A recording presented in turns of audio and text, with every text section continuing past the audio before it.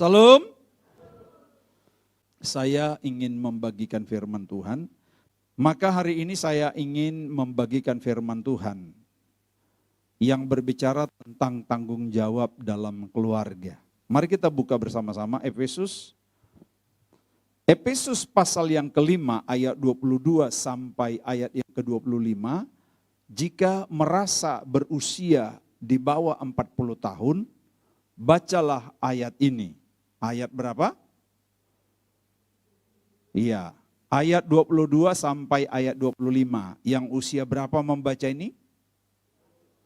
Yang merasa 40 tahun ke bawah.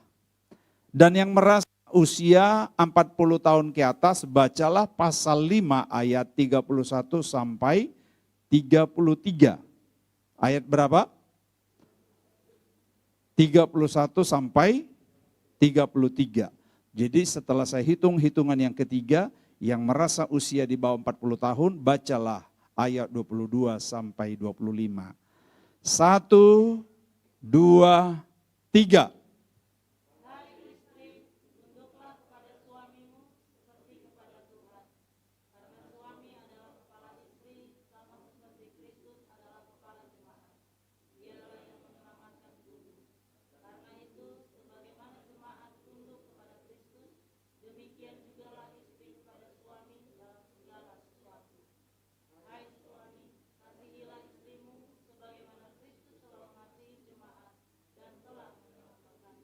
Satu, dua, tiga.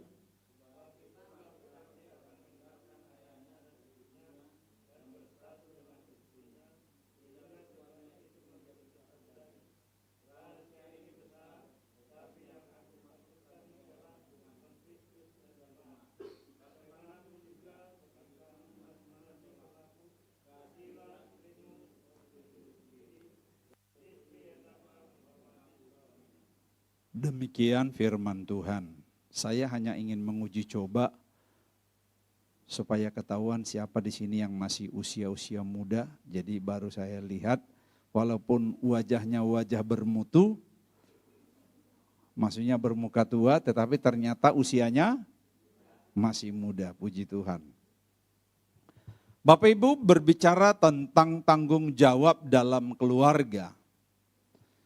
Dalam keluarga itu berarti ada suami, ada istri, ada anak-anak. Maka apa yang menjadi tanggung jawab suami dan istri dalam keluarga? Saya menyebutnya demikian. Yang pertama, tanggung jawab suami dan istri dalam keluarga menghadirkan surga dalam keluarga. Apa? Iya, menghadirkan surga dalam keluarga. Ini tanggung jawab suami dan istri. Tidak boleh hanya tanggung jawab suami, tidak boleh hanya tanggung jawab istri, tetapi bersama-sama memiliki tanggung jawab menghadirkan surga di tengah-tengah keluarga. Menghadirkan surga di tengah-tengah jemaat adalah tanggung jawab. Hanya pendeta yang bertanggung jawab menghadirkan surga di jemaat. Tanggung jawab bersama. Supaya suasana surga turun di gereja ini. Tanggung jawab siapa yang menghadirkan surga di bumi? Iya, tanggung jawab kita semua manusia yang tinggal di bumi harus sama-sama menghadirkan surga di bumi. Bapak Ibu Saudaraku, surga itu adalah simbol kebahagiaan yang tiada tara. Jadi itu surga itu simbol kebahagiaan. Makanya ada lagu pujian dalam bahasa daerah bahwa di surga itu tidak ada air mata, di surga itu tidak sakit penyakit, tidak ada kelaparan, tidak ada malam aja enggak ada. Jadi bagaimana menghadirkan tidak ada air mata dalam keluarga, tidak ada tangis, tidak ada sakit penyakit, tidak ada derita. Nah, ini tanggung jawab siapa? Adalah tanggung jawab suami dan istri. Sebab anak-anak, kalau anak-anaknya sudah dewasa mungkin, tapi anak-anak yang masih kecil dia belum mengetahui. Surga itu berarti tidak ada konflik, bahasa lain juga damai, tentram, bahagia. Jadi bagaimana supaya keluarga itu bahagia, tentram, tidak konflik, damai. Nah, ini tanggung jawab kita bersama. Seorang istri wajib disebutkan di sini, seorang istri wajib hormati dan tunduk kepada suaminya. Sebenarnya permintaan Alkitab kepada wanita soal suaminya enggak sulit. Hanya hormat dan tunduk. Terlalu sulit kan? Hormati dan tunduk. Enggak sulit banget. Nah, bagaimana Bapak Ibu Saudaraku? Demikian juga suami disebut wajib mengasihi. Enggak sulit juga. Mengasihi istri lebih daripada mengasihi siapapun di dunia ini. Jadi tidak ada boleh dua kasihnya yang seimbang. Termasuk kepada kasih kepada orang tua. Mohon maaf yang sudah mulai usia tadi di atas 40 kan nanti akan punya anak mantu, punya cucu. Tetapi sadarkan kepada diri kita bahwa sekalipun kita mengasihi anak kita mengasihi kita ketika dia sudah berkeluarga, maka kasihnya yang harus full dan totalitas adalah kepada pasangannya. Amin. Kepada pasangannya total. Sama dengan kita sekarang. Kasih saya kepada orang tua itu tidak bisa dipungkiri. Tetapi ketika saya sudah berkeluarga, maka totalitas kasih sayang itu harus kepada keluarga. Saya pernah juga dengar begini, ini mama-mama. Dia kasih nasihat kepada anaknya laki-laki, dia bilang begini, nak, contohlah. Seperti contoh saja, istri saya kasih nasihat kepada anak saya Hizkia. Nak, kalau kamu cari cewek, cari anak mantu, jangan cari sembarang orang ya. Jangan sembarang wanita. Tapi carilah seperti mama. Pernah dengar begitu? Hah?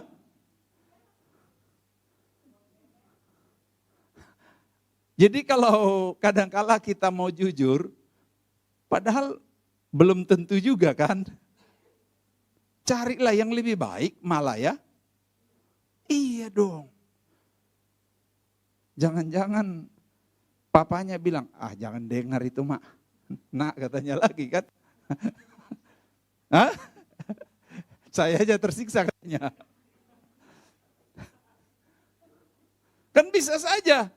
Mamanya bilang sama anak, nak kalau cari calon anak mantu, cari seperti mama ya.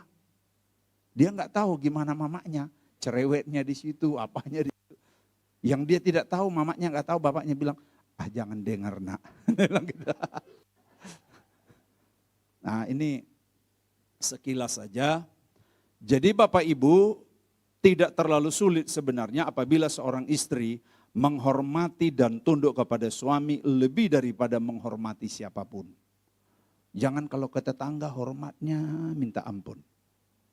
Tapi kepada suami, minta ampun. Papa, siap mama. Tolong setrikakan baju papa. Kalau didahului kata tolong masih syukur. Tapi bilang, papa, iya mama. Setrikakan baju mama. Siap mama.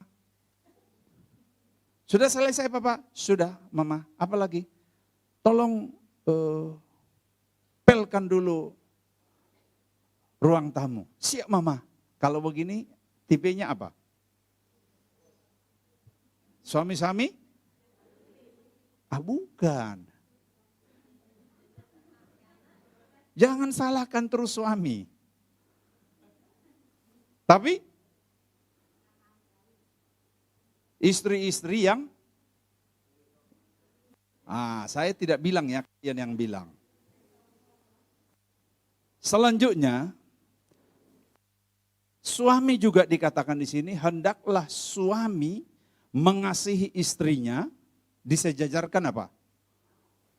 Pada ayat yang ke-28, demikian juga suami harus, ada kata harus. Jadi tidak boleh tidak, harus mengasihi Ayat 28, harus mengasihi istrinya sama seperti tubuhnya sendiri. Nah, sebenarnya di ayat yang lain disejajarkan bahwa kasih suami kepada istri sama dengan kasih Kristus kepada jemaat. Disejajarkan. Kasih suami kepada istri harus sama kasih Kristus kepada jemaat. Bagaimana kasih Kristus kepada jemaat? Ada yang bisa jawab? Kasih Kristus kepada jemaat bagaimana? Rela? Bukan hanya berkorban duit nggak apa-apa. Harus rela? Rela mati. Kristus rela mati bagi jemaat, amin? Ada nggak di sini suami yang rela mati sama buat istri? Hah? Saya bilang begini, kalau seandainya tiba-tiba bapak ibu suami istri lagi, katakanlah lagi santai di laut, tiba-tiba kapalnya hancur tenggelam, hanya ada satu pelampung. Hanya ada satu pelampung. Pelampung ini tidak bisa dua, kalau dua tenggelam. Jadi hanya boleh satu. Kalau dikasih di situ hukum rimba, tahu hukum rimba? Kira-kira siapa yang menang?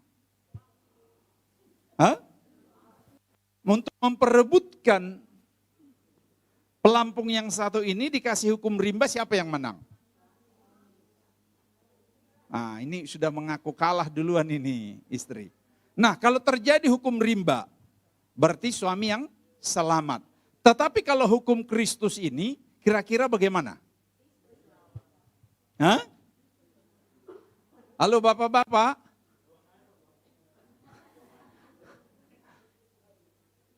Rela enggak memberikan pelampung itu kepada istri?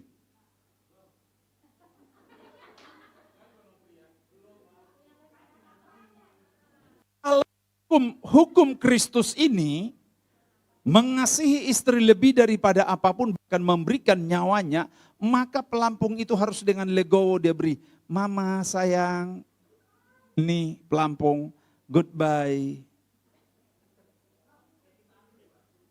Kayak Titanic, kapal Titanic. Nah, lanjut. Apa tanggung jawab yang kedua? Tanggung jawab dalam keluarga. Yang kedua, suami dan istri wajib apa? Mengeluarkan segala potensi yang dimiliki oleh suami istri untuk menghadirkan kebahagiaan dalam rumah tangga. Kira-kira ada di sini yang sadar potensi kita apa? Jadi bagaimana tanggung jawab kita dalam mengeluarkan semua potensi kita? Apa yang ada dalam diri masing-masing keluarkan. Suami istri harus kerja keras. Bagian dari cara menunjukkan kasih kita kepada istri dan anak-anak. Kalau ada suami yang pemalas, pastikan dia tidak sayang sama keluarganya. Untung tidak ada di Narwastu.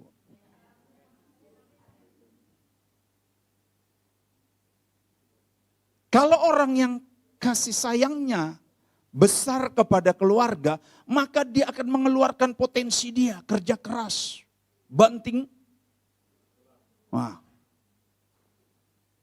tulang untuk memenuhi apa yang menjadi kebutuhan suami, kebutuhan istri. Kebutuhan keluarga itu berbeda-beda. Jangan heran kalau sekarang contoh Pak Anto mana? Di mana? Wadah. Jangan heran dulu, contoh. Kebutuhan istrinya Pak Anto sekarang, kalau dia nyanyi di gereja, beli warna apa tadi? Sekarang masih mungkin berharga 200.000. Tapi ketika dia penghasilan Pak Anto sudah makin naik, sudah makin meningkat, pasti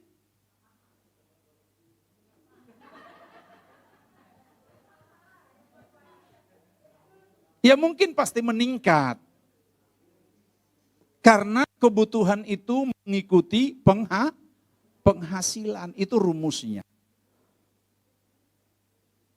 Makin tinggi penghasilan kita udah biasa, kebutuhan kita makin banyak, makin besar. Nah, keluarkan potensimu dengan kerja keras cari rezeki.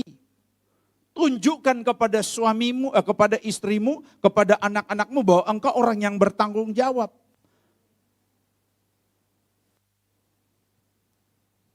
Tidak mungkin di sini ada ibu-ibu yang sudah di atas BB-nya 80, belum ya?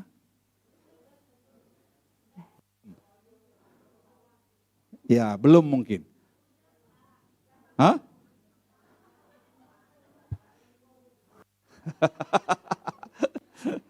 Oke, saya kasih contoh. Tidak mungkin kalau istrimu sudah sampai umur BB-nya 80, lalu kau kasih lagi dia ceplok telur 1. Minimal? Ya terserahlah, tapi menurut saya kalau 1 saja nggak akan bisa dia naik sampai 80. Nah, kalau dia naik itu pertanda, salah satu pertanda. Kalau dia tidak bahagia pasti dia mengerucut toh. Nah, makanya saya senang ibu-ibu Narwastu ini terjadi peningkatan semua.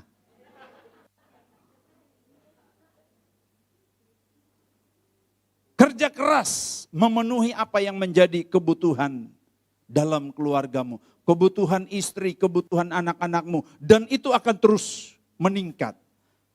Maka kalau engkau tidak meningkat bekerja, tidak terus mengupgrade dirimu untuk bisa berpenghasilan yang lebih, bagaimana mungkin engkau bisa menghadirkan lebih lagi.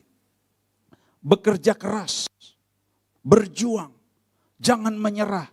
Saya menyebutnya di dalam catatan saya, hidup ini adalah perjuangan bro. Coba bapak-bapak bilang hidup ini perjuangan bro. Wah. Maka harus berjuang. Harus bertarung, harus bersaing dengan bapak-bapak yang lain juga yang ingin menghadirkan surga di rumah mereka. Bukan hanya kita yang ingin menghadirkan surga di rumah kita, orang lain juga. Dengan cara apa? Salah satu kerja keras. Kalau udah kerja keras dan meningkat ekonomi Narwastu, lihat keuangan gereja kita pasti meningkat. Maka kalau meningkat keuangan gereja kita, pasti PK-nya meningkat. Itu rumusnya.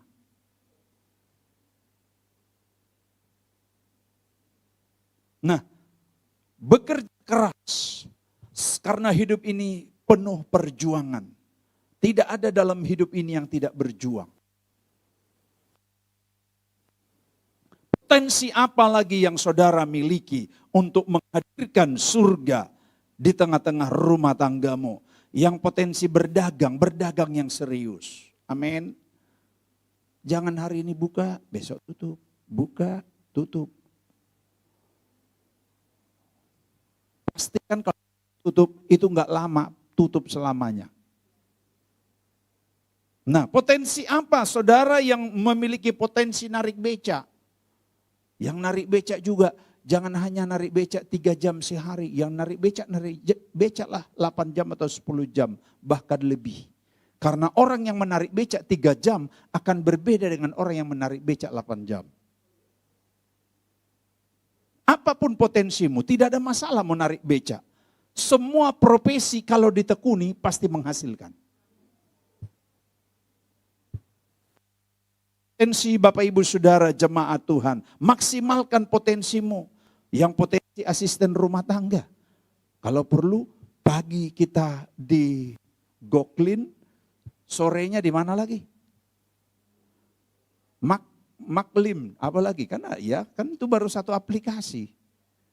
Istilahnya kalau kita satu di, mohon maaf, di Gojek, ya satunya di mana lagi? Kira-kira contoh, kalau belum dapat dari aplikasi yang satu, pakai aplikasi.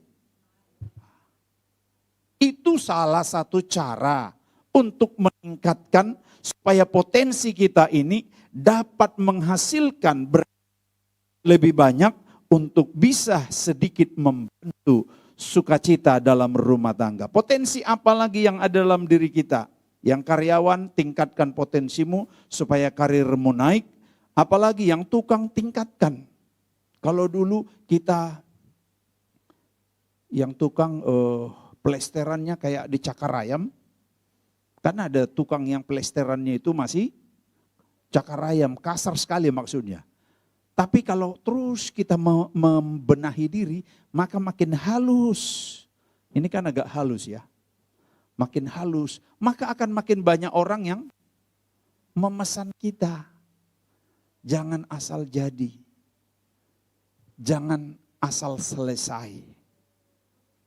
Kalau asal selesai, sudahlah besok lusa orang itu punya pekerjaan, kita tidak akan dipanggil lagi, kira-kira gitu.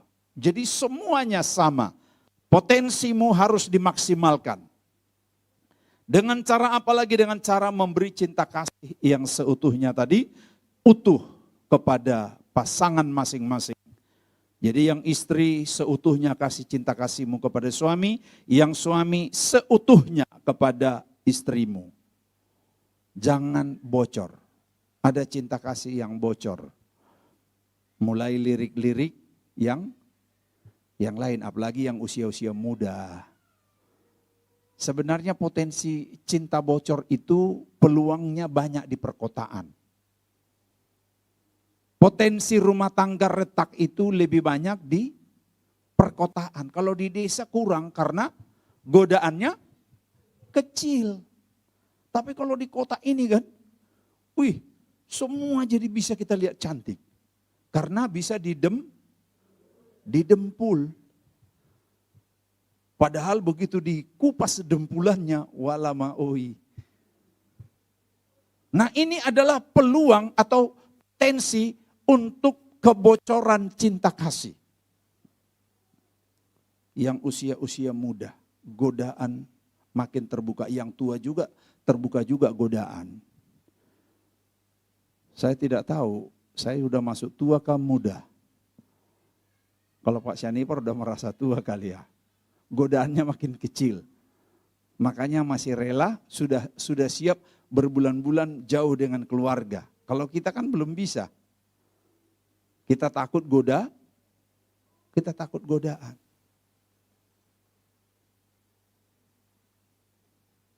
Nah, potensi apapun yang kita miliki keluarkan dengan cara memberi cinta kasih yang seutuhnya supaya jangan sampai bocor.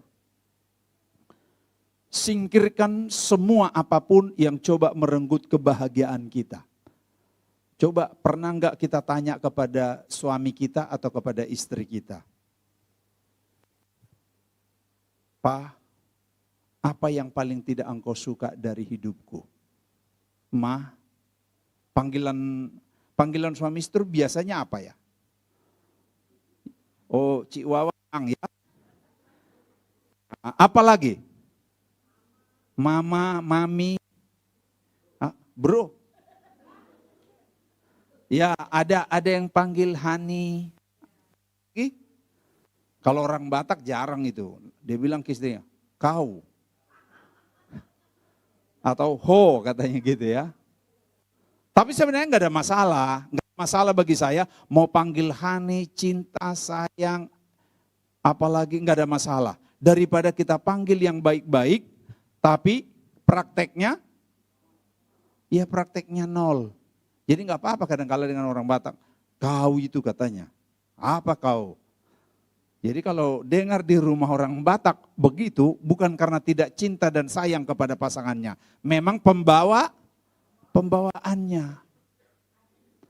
Tidak ada masalah, yang penting tetap akrab, tetap damai, tetap menjaga hubungan supaya cinta kasihnya tidak bocor.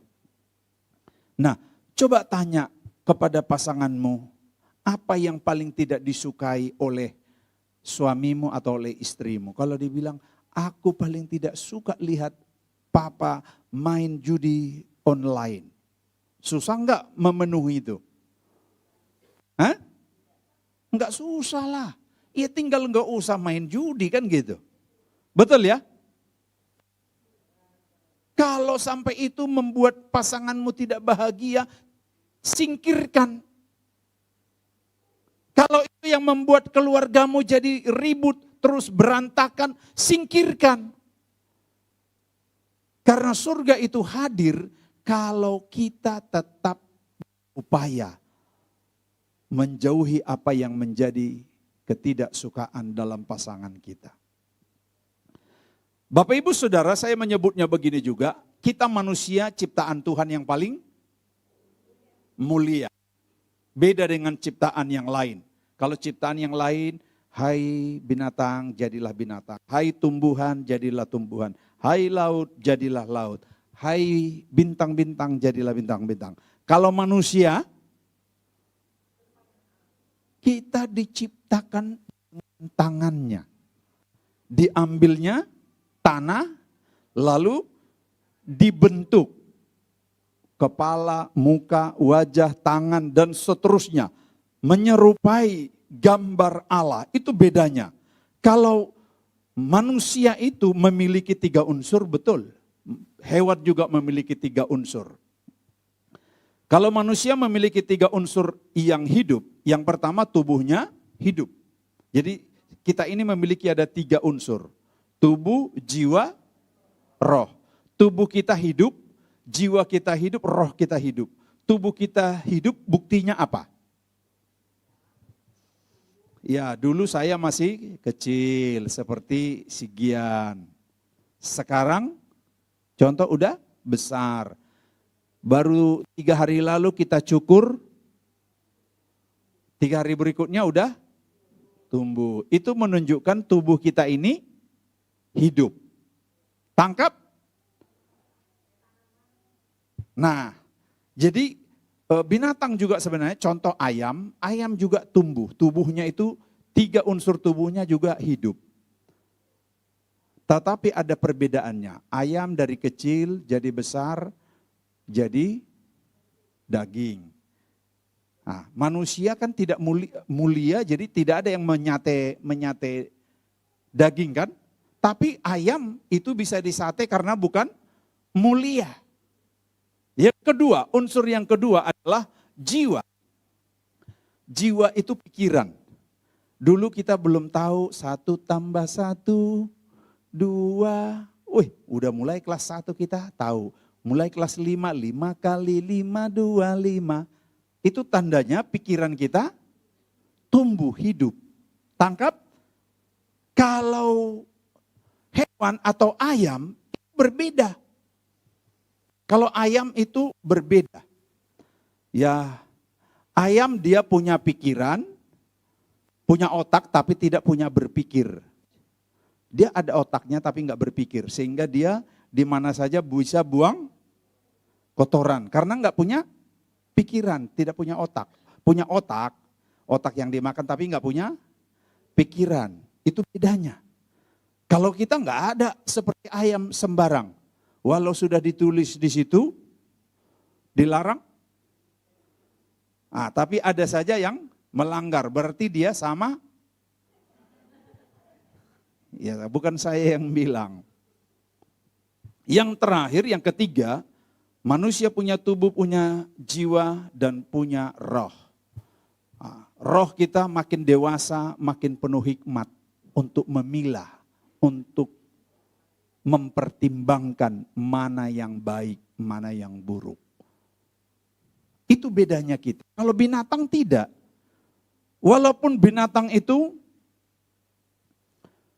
ya dia mungkin punya hati ya, bukan roh bagi binatang, dia punya hati hidup. Tetapi hatinya, ya hatinya itu tidak punya perasaan. Dia punya hati, kalau kita kan punya hati tapi punya perasaan. Kalau ayam nggak punya hati tapi nggak punya perasaan. Buktinya dia tidak punya perasaan, ya masih syukur itu. Pernah lihat ayam dia baru kawin dengan ayam yang satu, pindah lagi ke ayam yang lain, keberatan nggak ayam yang satu tadi? Hah? Enggak keberatan. Kenapa dia tidak keberatan? Karena dia enggak punya perasaan. Hatinya ada untuk dimakan, tapi enggak punya perasaan dia. Dan dia enggak tahu itu. Kalau kita manusia, sakit enggak? Contoh. Ya makanya saya bilang tadi di perkotaan, keluarga broken home dan keluarga pecah itu peluangnya tinggi daripada di desa. Karena godaannya banyak, kebutuhan perkotaan itu jauh lebih tinggi. Sehingga saya bilang potensinya sangat terbuka. Nah, kalau kita lihat bagaimana kalau seperti ayam saja, dia tidak punya perasaan, tapi manusia itu punya perasaan. Kenapa saya katakan punya perasaan? Kalau seorang anak muda, di sini ada yang pacaran? Ada? Coba dulu, uji coba dulu suatu ketika, kamu yang wanita dibonceng oleh laki-laki lain,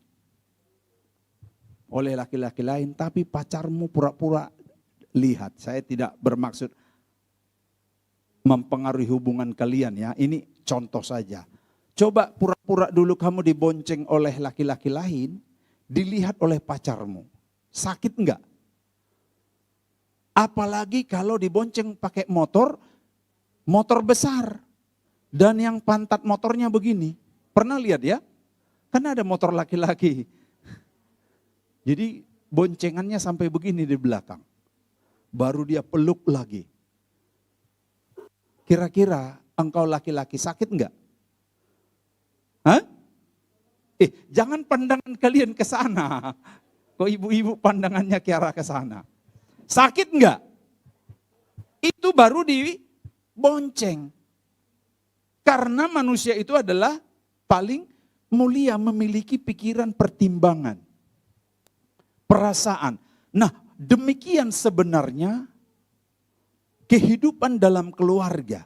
Kalau sudah tahu apa yang tidak menjadi kesukaan dalam pasangan kita, jauhkan. Demi menjaga, menghadirkan supaya suasana surga terjadi dalam keluarga. Kalau dalam pacaran, pisah itu tidak ada masalah. Masih hal wajar itu kalau masih pacaran. Karena belum ada ikatan.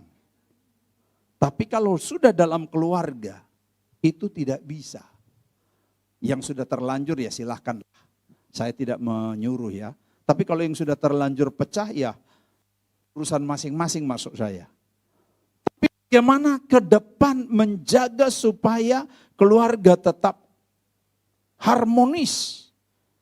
Adem. Nah ini diberi kita hati, diberi kita pikiran, diberi kita tubuh untuk menjaga. Kalau sudah tahu keberatan pacar kita dibonceng laki-laki lain, jangan lakukan. Tangkap, amin.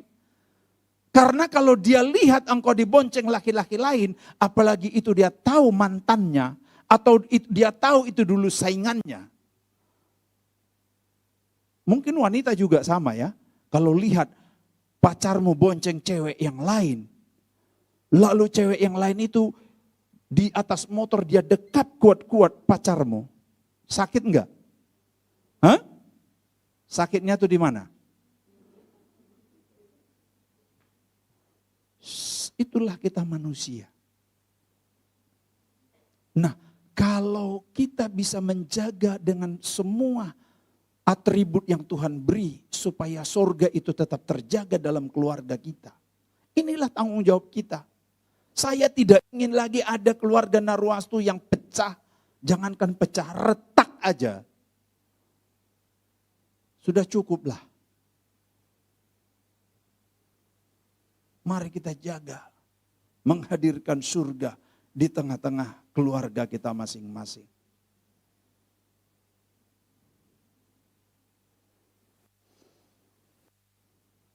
Maka keluarkanlah potensimu suami dan istri untuk membahagiakan pasanganmu. Saya pun kadangkala menjaga etika. Saya sering sendiri naik mobil. Saya tahu ada banyak orang yang kenal saya, ada banyak orang yang kenal mobil saya di Jayapura, di Papua. Tapi kalau saya lihat dia sendiri, walaupun satu arah tujuannya, kalau dia wanita, apalagi wanita muda, biasanya saya tidak mau angkut dia. Biarlah sedikit saya dibilang sombong. Kalau yang tua itu cepat. Jadi kasih sayang kepada orang tua pasti lebih. Tapi kalau yang seperti kadang-kadang lebih bagus kita jaga. Tangkap, amin. Surga itu kita yang menghadirkan. Sebenarnya neraka itu juga kita juga yang membuka peluangnya. Saya tidak ingin lagi ada keluarga besar Narwastu. Karena itu volume soal hidup nikah rumah tangga. Ini perlu kita tambah volume khotbah-khotbah di tempat ini. Karena biasanya kalau kita menghadapi benturan di tengah-tengah keluarga, biasanya kita akan berpeluang menghadapi benturan di tempat pekerjaan. Menghadapi benturan di dunia komunitas-komunitas yang lain. Karena itu mari. Karena kalau keluarga saja sudah diikat oleh sorga. Lalu ketika kita ada di komunitas kita, dengan mudah kita akan pecah. Dengan mudah kita akan bertengkar. Dengan mudah kita akan ribut. Tapi kalau kita sudah mulai menjaga keluarga kita, rumah tangga kita, potensi untuk ribut di komunitas yang lain biasanya kecil. Saya rindukan kita semua di tengah-tengah hidup di kota Jakarta. Mari jadikan keluarga itu prioritas, number one. Tuhan memberkati kita semua.